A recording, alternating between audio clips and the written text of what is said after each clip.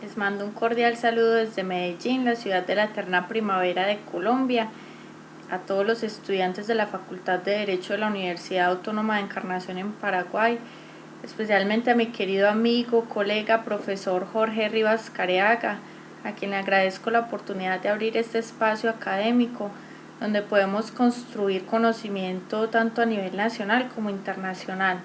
Me presento ante ustedes, yo soy Juliana Velázquez Arango, abogada especialista en responsabilidad civil y del Estado de la Universidad Autónoma de Medellín, diplomada en docencia universitaria, conciliadora en Derecho y conferencista internacional. Para mí es un placer poder compartir con ustedes esta charla el día de hoy y el tema que nos convoca es la democracia. Esta palabra democracia viene del griego demos, que significa pueblo, kratos, que significa poder o autoridad, y a través de la historia se ha entendido que es el gobierno de las mayorías o que es el gobierno hecho por el pueblo para el pueblo, es el gobierno del pueblo para el pueblo, ¿sí?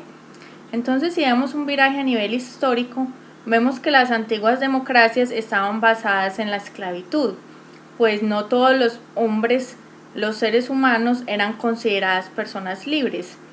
Entonces, por tanto, los seres humanos que eran considerados libres eran los únicos que tenían derecho a poder ejercer ese derecho a la opinión pública y a poder participar en las decisiones que le afectasen o beneficiaran a la colectividad.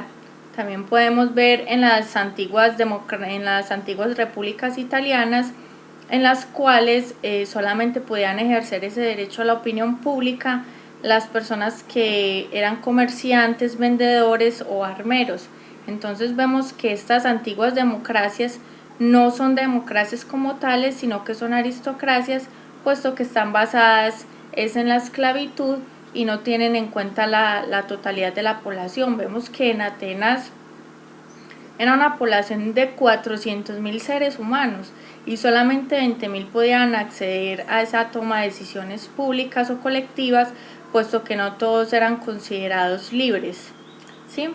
Ya fue a partir del siglo XVIII, en el año 1776, con la independencia norteamericana y con la Revolución Francesa en el año 1789, donde se empieza a expandir ese concepto de democracia, pues ya hablamos de soberanía, ya hablamos de libertad, ya hablamos de voto popular, ya ese término de esclavitud se va dejando atrás, ya ahora las mujeres podíamos votar y ya se habla de sufragio universal, es decir, se va expandiendo ese tema democrático y ya se va dando una amplia participación a todas las personas.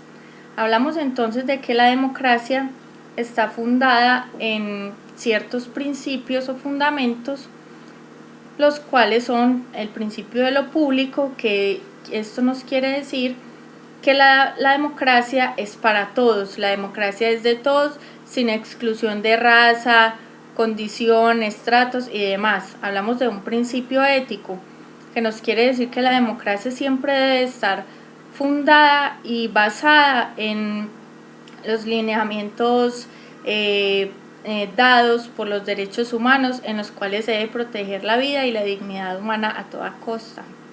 Hablamos también de un principio de complejidad, pues vemos que en cada país o nación siempre van a existir diferencias entre culturas, entre lenguas, opiniones y demás. Y es a partir de ahí en que vamos a decir que la democracia parte de la diferencia, incluyendo diversos intereses y opiniones. Hablamos de un principio de autofundación, pues la soberanía reside del pueblo, es el pueblo y la colectividad quienes se van a dar su propio orden y sus propias reglas de juego, por decirlo así. Hablamos de un principio de incertidumbre, pues nosotros a nivel histórico lo que hemos tenido es una construcción acerca de unos principios que rigen la democracia, pero no existe un estado o un modelo de estado ideal de democracia donde nosotros podemos decir que vamos a seguir, sino que es cada estado el que va a construir su modelo democrático a partir de ciertos lineamientos, ciertos principios que han marcado el norte de lo que es la democracia a través de la historia. Y precisamente a través de la historia es que han habido ciertos doctrinantes, innumerables doctrinantes, que si nos quedamos hablando acerca de ellos nos quedaríamos días enteros, pero el día de hoy vamos a tomar unos en particular. Iniciamos con Norberto Bobbio, que para él la democracia significaba el gobierno, la forma de gobierno donde el pueblo, los ciudadanos y la colectividad son los que van a poner las reglas de juego. Él hablaba de reglas de juego, pero posteriormente llega Carlos Cosio y dice, bueno, está bien, hablamos de reglas de juego, pero si vamos a ejercer, si vamos a tener un gobierno responsable, este gobierno debe estar basado en la opinión pública. Es decir, la colectividad es la que va a tomar las decisiones y poder de esta manera elegir sus representantes, pero en todo momento, en todo lugar, siempre el gobierno debe de tener eso en cuenta y debe estar formado es con base en la opinión pública. Llegan después Ortega y Gasset, que traen dos cuestiones importantes de derecho público, los cuales indican: hay un choque o pugna entre la democracia y el liberalismo, pues la democracia está basada en la igualdad y el liberalismo está basado, como su nombre lo indica, en la libertad a toda costa. Entonces, si nos hacemos la pregunta a nivel democrático, ¿quién debe ejercer el poder? La respuesta es muy clara y es que el poder reside en el pueblo, en la colectividad. Pero si nos vamos al liberalismo, vamos a tener la pregunta: indiscutiblemente, quien ejerza el poder, ¿hasta dónde están esos límites de poder? Entonces, a nivel histórico hemos visto un choque o pugna entre la democracia y el liberalismo, puesto que no podemos tener gobiernos basados solamente en la igualdad sin tener en cuenta la libertad, y viceversa. No podemos tener gobiernos absolutamente liberales sin tener en cuenta ese principio de la igualdad. Hay una oposición bastante importante que me parece a mí, y es de el expresidente colombiano Alfonso López Miquelsen, el cual nos indica: el término de la democracia está siendo mal utilizado, puesto que no es el gobierno de las mayorías como a nivel histórico nos lo han planteado. La democracia debe ser entendida como el consenso que se da entre el gobierno y la oposición, y a partir de allí es donde podemos sacar las reglas, los fundamentos que nos rijan a toda la colectividad, teniendo en cuenta las mayorías, minorías y también la oposición. Vemos, por ejemplo, que hay gobiernos que fueron basados en las mayorías, pero fueron totalitarios, fueron dictaduras. Vemos, por ejemplo, el caso de Hitler en Alemania, o vemos, por ejemplo, el caso Perón.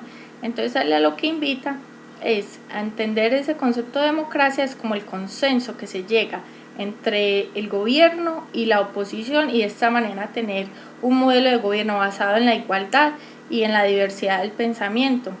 Lo que tenemos que hacer de esta manera es educar para la oposición, educar para el debate político, y poder así ejercer un orden. A partir de esos lineamientos éticos y de la educación, hablamos del principio democrático como eje fundamental del poder y ética social. ¿Qué nos quiere decir esto? Que la democracia siempre debe estar basada en la protección del derecho a la vida, a la dignidad, y como fundamento principal tener en cuenta los derechos humanos. Fue ya el 10 de diciembre del año 1948, con la Declaración Universal de los Derechos Humanos, donde se fijó el norte ético de la forma de gobierno o modelo de gobierno basado en la democracia. Pues es inconcebible nosotros poder hablar de democracia si no estamos protegiendo los derechos humanos, especialmente el derecho a la vida y a la dignidad humana.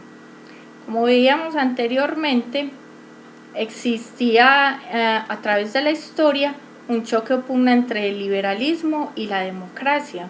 Ahora vemos que la libertad es un complemento del modelo democrático, pues ya no vamos a hablar de un gobierno que se basa solo en la igualdad, sino que también se va a tener en cuenta el derecho a la libertad. Vemos eso por ejemplo, a través de los principios que fundaron el iusnaturalismo, entre los cuales se empezó a tener la idea del individuo. Debemos de proteger el individuo de toda la opresión o represiones que tiene el gobierno hacia él. ¿Y cómo se logra esto? A través de la democracia. Es la democracia la que nos va a permitir obtener ese principio de libertad, el cual se ha materializado en los últimos tiempos como la libertad de expresión, la libertad de reunión, la libertad de asociación, en fin, entre otros. Entonces vemos que ese principio de libertad ya no va a ser un choque o pugna como lo habíamos entendido a nivel histórico con el liberalismo y democracia, sino que antes tiene que ser un complemento para la misma. Vemos entonces que la democracia contemporánea ha sufrido varios cambios a nivel histórico, pues debe entenderse como un fenómeno, lo diría yo de esta manera, como un fenómeno en constante evolución, puesto que, como veíamos al principio, no existe un modelo ideal de forma de gobierno basada en la democracia, sino que ha sido una construcción a través de ciertos principios, los cuales han marcado el norte de la democracia. Vemos entonces que en los tiempos modernos o contemporáneos ya hablamos de 3 principios fundantes de la democracia. ¿Cuáles son ellos? La soberanía. ¿Esto qué nos quiere decir? Que la soberanía reside en el pueblo. Es el pueblo el que legitima el poder de los gobernantes. Hablamos de mayorías. Esto podría sonar contradictorio, pues la democracia siempre va a propugnar para que estemos todos incluidos, tanto mayorías como minorías, porque, repito, lo que se busca en este modelo democrático es la inclusión de todos los intereses, de todas las opiniones de los ciudadanos o de toda la colectividad. Hablamos de un principio individuo-persona. Ya no es como Aristóteles decía que el hombre es un animal político, ya eso de animal político, de cosa, de esclavitud, eso se fue aboliendo y ya ahora lo que tenemos es que todos los seres humanos, todas las personas estamos llamadas a poder ejercer el derecho a la opinión pública, a la participación en la toma de decisiones estatales, y eso es precisamente la forma de gobierno basada en la democracia. Hablamos entonces de que los medios de comunicación han sido fundamentales en estos tiempos, puesto que ellos, al hacer públicas las decisiones internas del Estado, han enriquecido el debate público y político. Pues ya ahora, como vemos en las redes sociales, ocurre algún acontecimiento, hay alguna noticia o alguna novedad a través de las decisiones judiciales o a través de la rama ejecutiva del poder. Entonces vemos que ya las redes sociales, por decirlo de una mala manera, revientan en comentarios, se convocan a marchas, a protestas y demás, y eso es una forma de hacer democracia, pues todas esas opiniones, vuelvo y repito, enriquecen el debate público, el debate político, y a pesar de que en muchos estados aún no se ha garantizado la debida participación de todos los ciudadanos en la toma de decisiones colectivas, sí se ha dado un avance a través de la historia en cuanto a la forma de participación de todos en las decisiones colectivas. De esta manera, entonces, dejo sentada la charla y finalizada, la charla del día de hoy. Espero que les haya gustado. Fue con mucho gusto, con mucho cariño, y esperamos vernos a una próxima charla. Que estén muy bien.